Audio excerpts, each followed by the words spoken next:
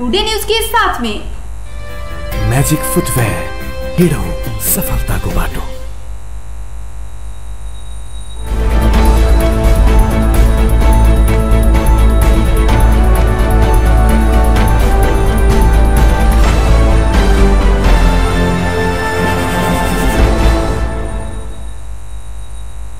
नमस्कार, टुडे न्यूजमा यहाँहरूलाई स्वागत छ। म आशा अधिकारी। न्यूज सुरु गरौँ आज विश्वकर्मा पूजा मनाइदै सम्बन्धी प्रसङ्गबाट। कालीगढले विश्वकर्माको पूजा आजा गरी आज विश्वकर्मा दिवस मनाउँदैछन्। विभिन्न कारखानामा विश्वकर्मा भगवानको मूर्ति वा तस्बिरमा विधिपूर्वक पूजा आराधना गरी यो पूजा मनाउने गरिन्छ। कल कारखानालाई विशेष रूपमा सजाएर मजदुरलाई समेत सहभागी गराएर यो पूजा मनाइन्छ। यस वर्ष कोरोना भाइरसको संक्रमण देशभर बढ्दै गएकाले सुरक्षित भएर दिवस मनाउनु पर्ने अवस्था छ।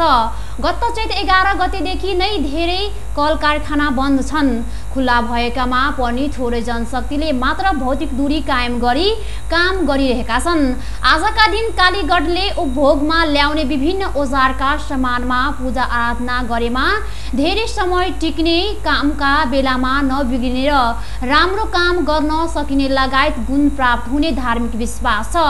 द्वापर युगमा भगवान कृष्णलाई राक्षसहरूले दुःख दिएपछि विश्वकर्माले समुद्रका बीचमा भेदद्वारका बनाई लुकाएको धार्मिक विश्वास छ। एकै रातमा समुद्रका बीचमा भेदद्वारकाको निर्माण गरेकाले विश्वकर्मालाई सफल वास्तुविदका रूपमा मानि त्यही समयदेखि पूजा आराधना गर्ने परम्परा बसेको नेपाल पञ्चायत निर्णायक समितिका अध्यक्ष डाक्टर रामचन्द्र गौतम बताउनुहुन्छ। प्राचीन भारततर्फका 4 दिशाका रक्षक देवता मध्ये द्वारकालाई पश्चिम दिशाको रक्षकका रूपमा समेत मानिन्छ। विश्वकर्माले निर्माण गरेको भेदद्वारका अहिले पनि भारतको गुजरात राज्यका समुद्रका बीचमा रहेको विश्वास गरिन्छ। विश्वकर्मालाई वास्तुविद्याका विशिष्ट ज्ञाताका रूपमा समेत मानिन्छ। यही सम्झना नेपालका कालीगढले आज विश्वकर्मा बाबाको पूजा गरी उहाँको विधताको सम्मान गर्ने र यसो गरेमा आफूमा पनि विश्वकर्माको गुण प्राप्त हुने विश्वास गर्छन्।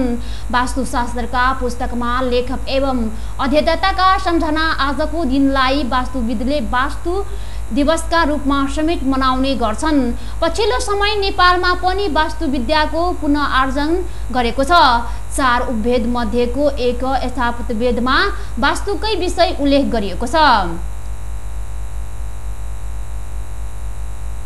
बिहीबारदेखि लामो दूरीको सार्वजनिक यातायात सञ्चालनमा आउने भएका छन्। कोरोना भाइरसका कारण गत चैत्रदेखि ठप्प भएको लामो दूरीको यातायात मन्त्री परिषद बैठकको निर्णय अनुसार बिहीबारदेखि सञ्चालन हुने भएको हो, जसका लागि बुधबार नेपाल यातायात व्यवसायी महासंघ र 3 वटा मजदुर र ट्रेड युनियनले संयुक्त रूपमा छलफल गरेर लामो छोटो दूरीका सबै गाडी सञ्चालन गर्न जानकारी दिएका छन्। सरकारले कोरोना भाइरसको महामारीको समयमा 50% सम्म भाडा बढाउन अनुमति दिइसकेको छ।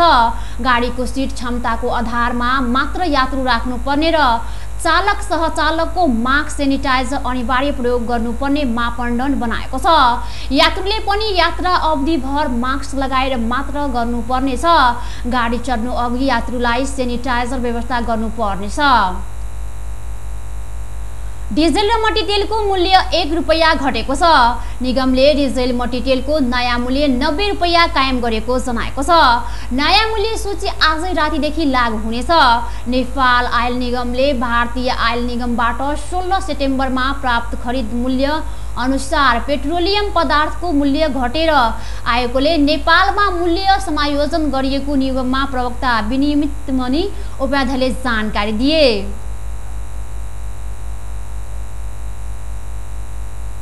आज देशभरका अदालत नखुल्ने भएका छन्। सर्वोच्च अदालतले पूर्व प्रधान न्यायाधीश अनिरुद्ध प्रसाद सिंहको निधनमा आज एक दिन देशभरका अदालतमा शोक विदा दिने निर्णय गरेको हो। 1976 सालमा 70मा जन्मेका सिंहले 2003 सालदेखि सरकारी सेवामा वाडा हाकिमको पदबाट सेवा सुरु गर्नुभएको थियो। 2013 साल जेठ 8 गते प्रधान न्यायाधीश नियुक्त हुनुभएको थियो। उहाँले 2016 असार 15 गतेसम्म प्रधान न्यायाधीशका रूपमा काम गर्नुभएको थियो। काठमाडौँको 32 मुतली बस्दै आएका पूर्व प्रधानमन्त्री न्यायाधीश सिंहको ओम अस्पतालमा मङ्गलबार राति निधन भएको थियो।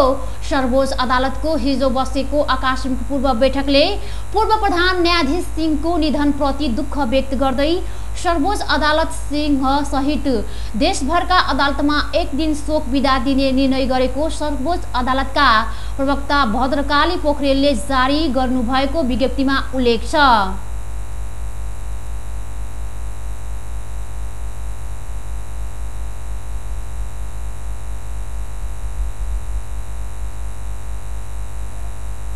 टुडे न्युजमा एकैछिन व्यावसायिक विश्राम। यस डायरीमा मेरा सबै मिठा यादहरू छन्। मेरो हातमा यही फेभरेट ब्याट थियो जब मैले पहिलो पटक इन्टरनेशनल सेन्चुरी बनाए। यही बलले मैले फर्स्ट टाइम 5 विकेट्स लिएको थिएँ। ओडीआई स्टेटस पाउँदाको त्यो क्षण अनि मेरो पहिलो man of the match award पनि। मैले हासिल गरेको अचिभमेन्ट्समा मेरो मेहनत, संघर्ष अनि मलाई साथ दिने मेरा फेभरेट चीजहरू छन्। सफलताको बाटो हिँड्ने ती सबैलाई म्याजिकको सल्युट। म्याजिक फुटवेयर, हिँडौँ सफलताको बाटो। ए त्यो रातो वाला हैन, हरियो वाला, हरियो वाला। ए सानो वाला हैन के, ठुलो वाला गाडीमा ठुलो वाला। नमस्कार साउजी। नमस्कार। बसौँ न बसौँ। अनि उहाँ चाहिँ मास्टर वाला कि इन्जिनियर वाला? यो कान्छो इन्जिनियर। ए कान्छो इन्जिनियर वाला। अनि किन आउनुभयो होला? सिमेन्ट चाहियो त्यही भएर आइयो। ए ए ए कुन सिमेन्ट? राष्ट्रिय वाला कि अन्तर्राष्ट्रिय वाला? अखण्ड वाला कि मेरुदण्ड वाला? शक्ति वाला कि भक्ति वाला? चुनी वाला कि मनी वाला? ए साउजी, नेपाल गुणस्तर प्रथम अवार्डबाट पुरस्कृत असली ओपीसी सिमेन्ट। ए ए नो कम्प्रोमाइज वाला शिवम सिमेन्ट। ठीक रोज्नु भयो। नेपाल गुणस्तर प्रथम अवार्डबाट पुरस्कृत असली ओपीसी सिमेन्ट शिवम सिमेन्ट। क्वालिटीको मामलामा नो कम्प्रोमाइज। के पिउँ कि कुन चाहिँ वाला? जीवनको हरेक मोडमा छ टिभीएस स्ट्राइकरले दिन्छ सुपर कम्फर्टको आवाज।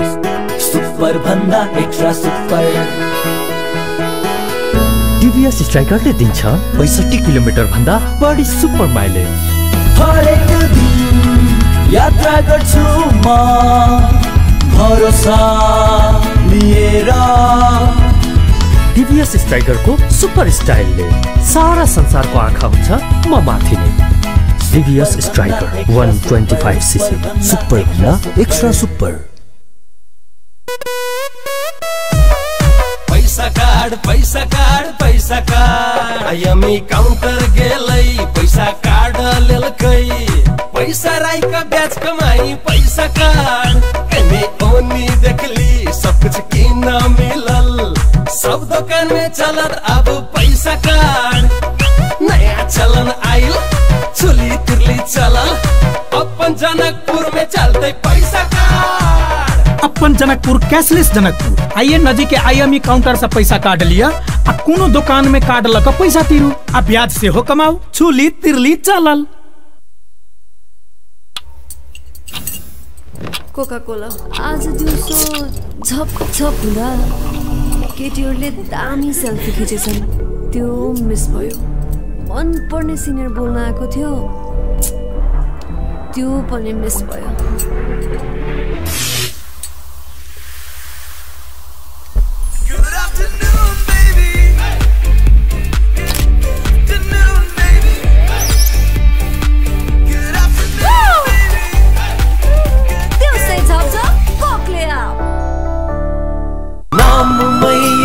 शक्ति छ नाममै संगीत छ नाममै पहिचान छ नाममै यसको जीत। Tansen OPC cement.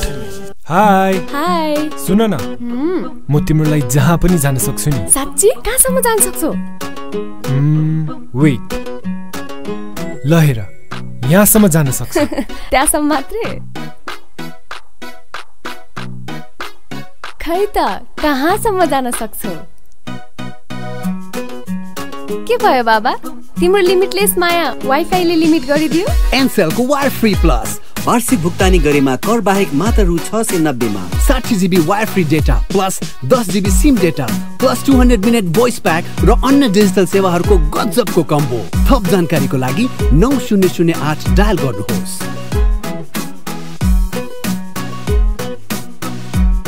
एनसेल, आज भोलि सधैँ सँगै। विश्रामपछि स्वागत छ अब बाँकी प्रसङ्ग। सत्तारूढ नेपाल कम्युनिस्ट पार्टी नेकपाको सचिवालय बैठक बस्ने भएको छ। स्थायी कमिटी बैठकले गरेका निर्णयलाई कार्यान्वयनमा लैजान सचिवालयको बैठक बस्ने भएको हो। बुधबार अध्यक्ष दय केपी शर्मा ओली र पुष्पकमल दाहाल प्रचण्डबीच भएको छलफलपछि शुक्रबार भोलिका लागि बैठक तय गरिएको हो। भदौ 26 गतेसम्म स्थायी कमिटीको बैठकले सरकार पार्टी संगठन महाधिवेशन सीमा विवाद मिलिनियम साइलेन्स कर्पोरेसन एमसीसी अध्यक्ष दयको कार्यविभाजन गरेको नियन्त्रण तथा रोकथाम लगायतका विषयमा निर्णय गरेको थियो। स्थायी कमिटी बैठकले गरेका निर्णयलाई कार्यान्वयनमा लैजाने विषयमा सचिवालयमा छलफल हुनेछ। यसअघि अध्यक्ष दय ओली र प्रचण्डले नेकपा संसदीय दलका उपनेता सुभाष नेमाङ र पार्टी महासचिव विष्णु पौडेलसँग बुधबार छलफल गर्नुभएको थियो। देशको समय सीमायिक विषय तथा सरकारले निर्णय विभिन्न नियुक्तिका बारेमा नेकपाले बिहिबार आज प्रमुख प्रतिपक्षी नेपाली काङ्ग्रेससँग पनि छलफल गर्ने तयारी गरेको छ। यो पटकको सचिवालय बैठक तत्कालीन माओवादी केन्द्रको केन्द्रीय कार्यालय रहेको पेरिस टाडामा बस्न सक्ने स्रोतले जनाएको छ। बिहिबार देशभर हल्का तथा मध्यम वर्षा हुने सम्भावना छ। जल तथा मौसम पूर्वानुमान महाशाखा अनुसार प्रदेश 1 बागमती प्रदेश र गण्डकी प्रदेशमा मध्यम खालको वर्षा हुनेछ। हाल मनसुनको निन्यो चाप्य रेखा नेपाल भन्दा दक्षिणतर्फ अवस्थित छ।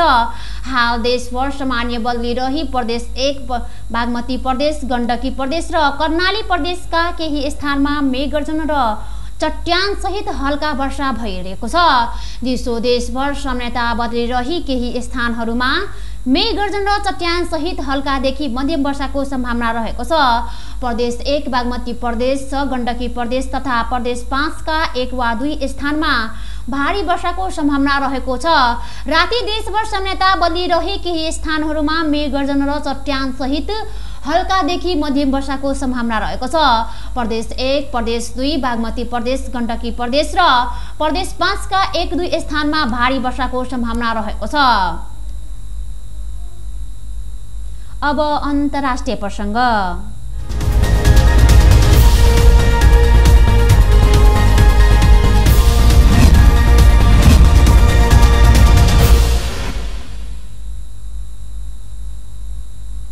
भारतका केन्द्रीय सडक यातायात र राजमार्ग मन्त्री निमित्त गडकरीलाई कोरोना संक्रमण भएको छ।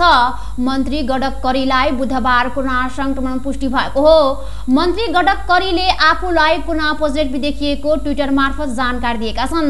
मन्त्रीले ट्विटर मार्फत भनेका छन्, हिजो मैले आफूलाई कमजोर महसुस गरेर चिकित्सकहरूसँग परामर्श गरेर मेरो चेकअपका क्रममा कोरोना पोजिटिभ पुष्टि भएको पाएको छ।